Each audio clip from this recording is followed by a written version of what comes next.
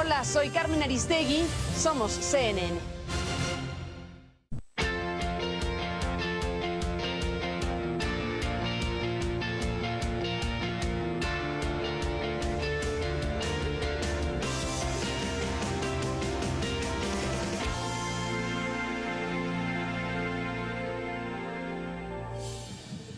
Buenas noches, bienvenidas y bienvenidos. Gracias por estar en este programa y gracias a nuestro invitado que nos permite conversar con él vía telefónica México-Madrid, donde se encuentra en estos momentos. Marcos Reutemann es un espléndido analista, especialista en temas de sociología, asuntos diversos, seguidor de la realidad de América Latina y bueno, pues un chileno que tiene muchas cosas que decir siempre.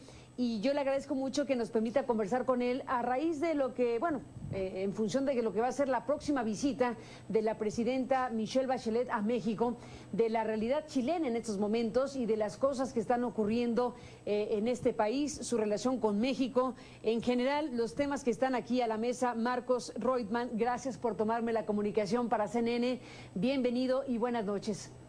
Buenas noches y muy agradecido por la invitación. Siempre es un placer contar con una de las mejores y más excelsas periodistas de América Latina. Es para mí un honor. Gracias, Marcos, por este comentario. Y bueno, muchos temas.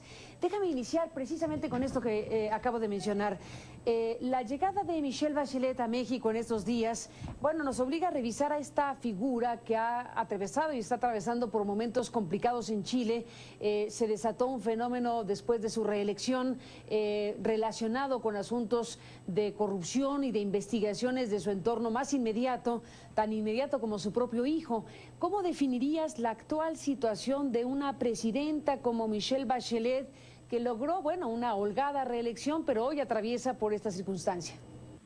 Bien, sí, yo empezaría diciendo que este es el momento más bajo a nivel de encuestas del grado de aceptación, primero de ella como presidenta, no llega al 30%, cuando ella efectivamente se ha señalado superaba los 60 y los 70% de aceptación, elemento que le llevó a ser candidata de nueva mayoría. Yo creo en ese sentido que la coyuntura que atraviesa Chile, yo diría que está marcada por varios elementos. El primero, tal vez, y que hace referencia a los derechos humanos, es un aumento de la represión, con muertos por acción de las fuerzas de carabineros en el sur de Chile, fundamentalmente contra los mapuches, pero hace pocos días con un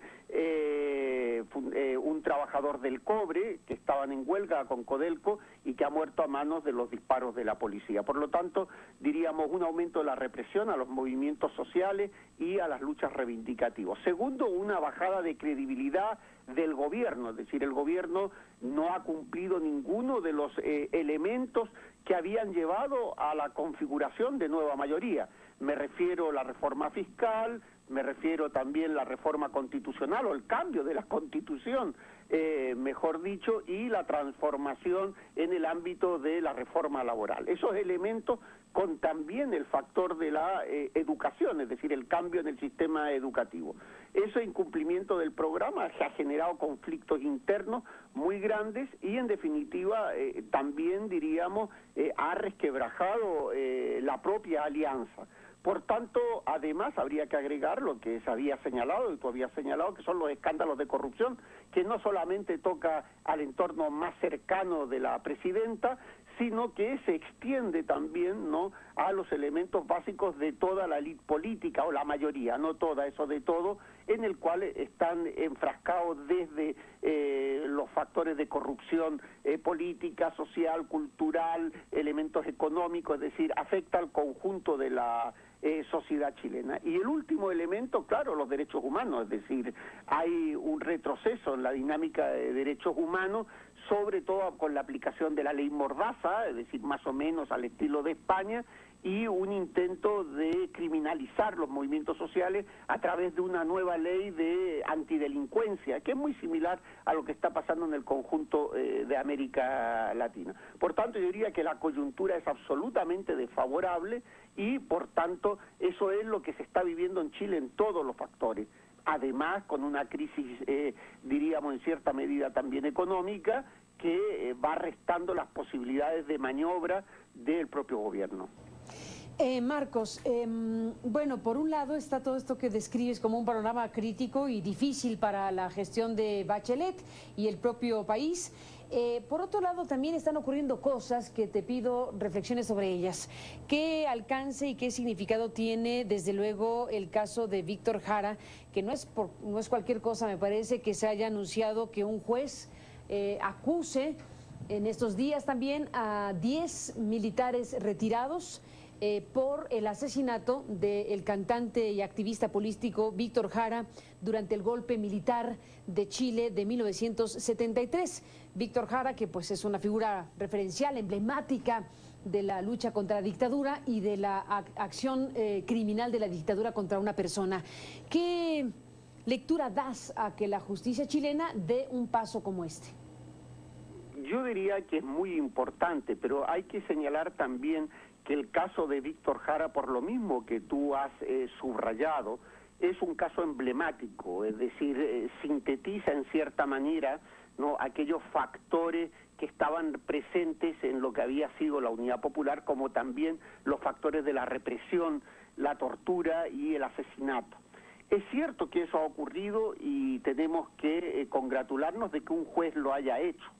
Y por tanto también, aunque sea ya 40 años después, creo que efectivamente es un punto clave que puede significar un proceso de inflexión, pero justamente eso también concentra al cuño otros elementos que siguen señalando los déficits en derechos humanos. Por ejemplo, los militares chilenos que han sido acusados de violación de los derechos humanos siguen manteniendo, por ejemplo,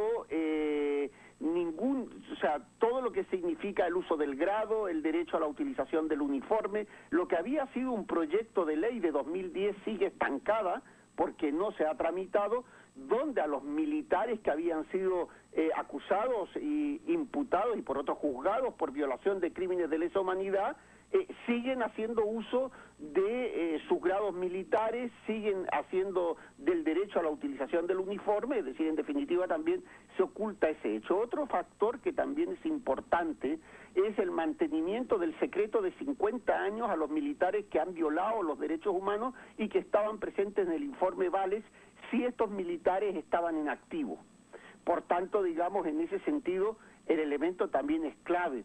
Y después la situación, por ejemplo, de indulto del presidente Ricardo Lagos a Manuel Contreras Donaire, en su momento asesinado por Tucapel Jiménez, es presidente de la agrupación de empleados fiscales, y que en definitiva también el gobierno sigue dando indultos a militares. Yo creo que el caso de Víctor Jara es fundamental, es básico porque es un emblema, pero detrás también yo creo que se establece una cortina de humo para lo que es el elemento de lo cotidiano. O sea, el factor de mantenimiento de cárceles, por ejemplo, para militares como Punta Peuco, que son casi hoteles de 5 estrellas, y que en definitiva generan ese elemento de se juzga a los que mataron a Víctor Jara, que voy a hacer una simplemente paréntesis personal. Yo estuve con Víctor Jara el día 11 de septiembre y posteriormente en el Estadio Chile, porque estaba yo en la Universidad Técnica, es decir, caímos juntos en el Estadio Chile. Creo que debo haber sido uno de los últimos que lo vi el día 12 y el día 13, bueno, el día 13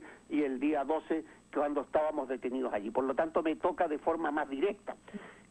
Con esto quiero decir que si bien eso permite establecer algún elemento de credibilidad, por otra parte se oculta todo lo cotidiano del mantenimiento de los viejos factores de quienes violaron los derechos humanos, sobre todo las Fuerzas Armadas y Carabineros, y que siguen gozando de la impunidad. Yo diría que son dos elementos distintos, lo que el juez ha hecho en el caso de Víctor Jara, porque hay una gran presión internacional y también interna en Chile, y por otra parte, no, esa dejación de lo cotidiano que significa una humillación constante de quienes han estado sometidos a esas torturas. Yo creo que hay ahí, digamos, una contraposición. Si uno pone en la balanza lo que se ha hecho de derechos humanos, yo diría que todavía sigue habiendo un déficit muy grande. Marcos Reutemann, déjame hacer una pausa y regresamos en esta conversación sobre estos contrastes, estos elementos que el propio Chile arroja precisamente sobre el tema de derechos humanos y, bueno, pues de los procesos de la justicia, en este caso abiertos de esta manera. Volvemos en un momento más.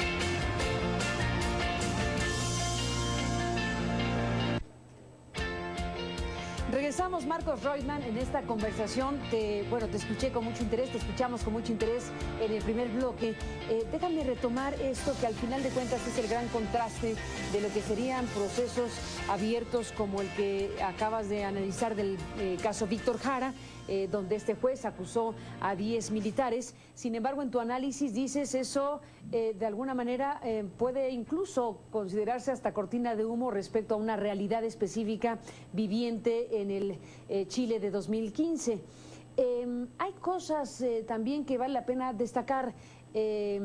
Marcos, la presidenta Bachelet en estos días hace declaraciones importantes, una especie de llamado a acabar con el silencio de los militares, a que aporten información de lo ocurrido en el proceso dictatorial chileno, a que rompan el silencio, en pocas palabras, en voz de la presidenta Bachelet. ¿Le concedes, Marcos, a esta declaración pública, a este llamado al ejército de la presidenta, significado importante? Sí, yo creo que sí, es decir, tampoco vamos a señalar que todo es blanco o negro. Yo creo que evidentemente en el ámbito de que los militares y las Fuerzas Armadas, en este caso a quienes que hayan estado vinculados a crímenes de lesa humanidad, hablen y no guarden silencio, pero yo creo que ese llamado es un llamado en el vacío, es un llamado que tiene su importancia por el valor estratégico que representa en la lucha por los derechos humanos y que la presidenta también asuma, yo creo que de una manera relativamente honesta, el criterio de no pasar páginas, sino de construir esa memoria histórica colectiva capaz de romper ese silencio. Pero por otro lado, los acuerdos de la transición, que es lo que en definitiva marca la vida de las Fuerzas Armadas en América Latina, es una carta blanca para que eso no suceda. Es decir, yo diría que una cosa es el llamado, es importante por lo que representa institucionalmente, pero por otro también es el mantenimiento de la ley de amnistía, es aquello que cubre esa atalaya, ese muro que en definitiva es lo que le permite a los militares mantener ese silencio en tanto en cuanto cuando no hay un juez que obliga o no hay alguien que desde los propios Fuerzas Armadas decide a título personal dar los nombres de quienes hayan estado vinculados a casos de tortura, muertes o asesinatos, el resto evidentemente no se ha cumplido lo que yo creo que debería de haber sido en Chile, es decir, expulsión de las Fuerzas Armadas, apertura de los casos más, no solamente flagrantes, sino en definitiva que las Fuerzas Armadas asumieran su responsabilidad. Y eso no se ha asumido. Y no se ha asumido porque el gobierno, tanto los de la concertación como desde luego el gobierno de la UDI y Renovación Nacional, han mantenido asegurando por la transición el poder de las Fuerzas Armadas para seguir en la impunidad. Este informe que mencionaste, informe Vales, ¿qué importancia tiene en este momento? Bueno, el informe Vales, igual que el informe Rettig, que fue primero, hace alusión a todos los torturados que no fueron muertos ni asesinados, sino que al mismo tiempo hubo en Chile dos informes. El informe Rettig, que era aquellos que fueron detenidos, torturados y asesinados, y después un segundo informe que vinculaba también todos aquellos que habían sido sometidos a tortura y que por otra parte también habían dentro de esas torturas, habían sido detenidos, presos y que pasaban a ser contados como parte de la represión en el terrorismo de Estado. En ese informe Vales, para que se pudiera hacer, se mantuvo un acuerdo entre las Fuerzas Armadas, los partidos en ese momento de la concertación y también de la derecha chilena, incluido desde luego UDI y Renovación Nacional, o sea, lo que fue la derecha chilena, de guardar escrupulosamente 50 años de silencio a todos aquellos que habían facilitado información para casos de violación de los derechos humanos, sobre todo si correspondían a las fuerzas de seguridad del Estado. En ese sentido, por tanto, si alguien decía algo de un sargento, de un teniente, de un capitán, de un coronel, o hacía alusión a alguien perteneciente a las instituciones de los servicios secretos del Estado, de la policía o de carabineros, con la finalidad simplemente de poder clarificar el hecho de la tortura, se ponía el caso, pero se ocultaba por 50 años quiénes habían sido, cómo se había realizado y qué puestos tenían en ese momento. Bien, eso eso es significativo desde el punto de vista de la significación que tenía para Chile un informe en que también no solamente reconocía a los muertos y asesinados durante la dictadura, sino aquellos que habían sido presos, torturados y habían sufrido vejaciones durante los 17 años de gobierno militar. Eso es el informe Walech, que amplió casi a 50.000 o 60.000 personas, que era lo que Elwin no había dicho. Elwin, en el informe Rettig, dijo que los que fueron torturados y no murieron deberían de dar gracias por estar vivos.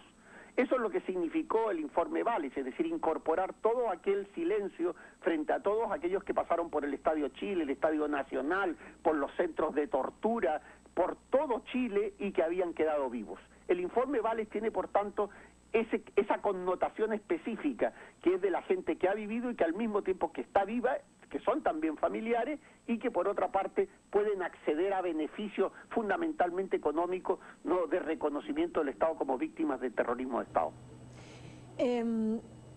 Acabas de mencionar el Estado Nacional. Déjame incorporar este otro elemento. Leí con mucho interés tu colaboración en La Jornada en México, precisamente sobre esta final de fútbol que se jugó en el Estadio Nacional de Chile, y bueno, una connotación simbólica enorme que al final de cuentas leíste de la manera en que lo escribiste en el periódico, pero que vale la pena que lo compartas con el público de CNN. Bueno, sí, yo creo que Chile, el Estadio Nacional se utilizó y fue un centro de tortura cuando antes había sido no solamente un estadio para el deporte. También el presidente Allende había dado sus discursos, también habían habido actos muy importantes que en definitiva hacían del Estadio Nacional un emblema de lo que era básicamente la democracia, de lo que era el espíritu solidario, de cooperación. Era algo público utilizado por todos. Bien, el día 12 de septiembre se convirtió en un centro de tortura y desde luego un centro también de asesinato y muerte. El caso es el caso de Hoffman, el caso del estudiante norteamericano asesinado y que después se hizo en la película Missing. Bien, yo creo que ese era el momento oportuno donde todo el mundo veía que Chile tenía la dignidad de reconocer en un minuto de silencio oficial que la presidenta Bachelet podía haber hecho. Yo no digo que no saltara por los goles de Chile, que también lo hizo, sino de tener ese respeto, que diera al mundo también ese criterio de dignidad y ética que merecían a quienes en el silencio de ese estadio estaban presentes en esos cadáveres fantasmas, ¿no?, que en definitiva cubrieron ese estadio durante casi 3 meses, que se permaneció abierto hasta que fueron trasladados todos los que estábamos allí a distintos centros y campos de concentración.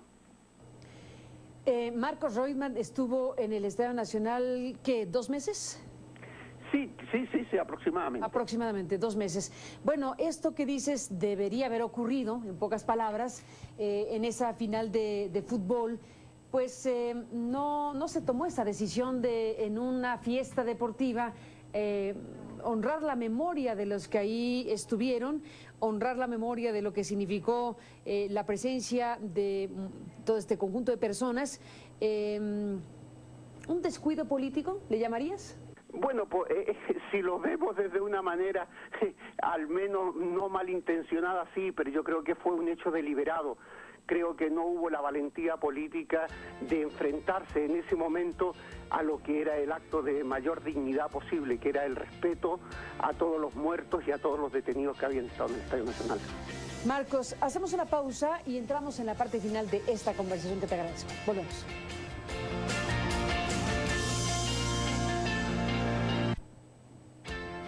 Entramos en la parte final del programa, regresamos en esta conversación con Marcos Reutemann desde Madrid a México. Volvemos. Bueno, se nos acabó el tiempo, Marcos Reutemann, en esta conversación contigo, y desde luego te dejo el tema de la visita a México en estos días de la presidenta Michelle Bachelet. ¿Qué expectativa, qué puede pasar, qué conecta a una nación con la otra? Bien, yo creo que es una historia común también de luchas democráticas, como también en estos momentos en Chile yo creo que la necesidad de buscar fuera lo que no se tiene en el interior, es decir, ese reconocimiento internacional desde el punto de vista de que siempre que se fracasa en lo interior se busca el reconocimiento y la revalorización de la figura en el exterior.